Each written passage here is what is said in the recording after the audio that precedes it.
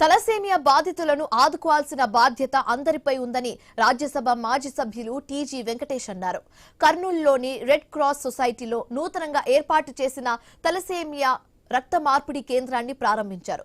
Thalassemia బాధితుల కోసం తన వంతు సహాయ సహకారాలు ఎప్పుడు ఉంటాయని చెప్పారు. తన సొంత నిధులతో రెడ్ క్రాస్ సొసైటీ అభివృద్ధికి కృషి చేశామని టీజీ వెంకటేష్ తెలిపారు.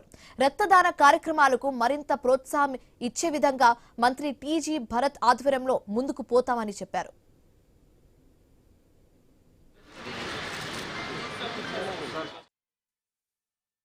నిధులు లేకుండా నిధులను ప్రోగు చేసి సొంత నిధులు ఎమ్మెల్యే నిధులు అప్పుడు ప్రోగు చేసి ఈ ప్రాజెక్టును కట్టడం జరిగింది. మరి ఇంకా ఈ తలసీమ అనేది చాలా దురదృష్టకరమైన జబ్బు. ఇది చిన్న పిల్లలకు పుట్టినప్పటి నుంచి మొదలవుతుంటుంది. ఆ బ్లడ్ మార్పిడి చేయకపోతే బతకరు. ఈ సేవ అనేది అమోఘమైన సేవ. దీనికి ఒక బిల్డింగ్ వస్తే ఆరోగ్యశ్రీ కింద కట్టేదానికి అవకాశాలు ఉన్నాయి. ₹1 కోటి ఈ ప్రాజెక్టుని త్వరలో భరత్ పునాది వేపిస్తాం, ఫౌండేషన్ వేపిస్తాం. దీన్ని మా ట్రస్ట్ ద్వారా అమౌంట్ ఏర్పాటు చేసి ఇటువంటి దాంట్లో కొద్దిగా బిల్డింగ్లకు డబ్బులు రావు ప్రభుత్వం నుంచి, రెడ్ క్రాస్ కింద ఉన్నది కాబట్టి దీన్ని మనం ఎప్పుడు డొనేషన్లతోనే ఈ కార్యక్రమాలు చేయాలి.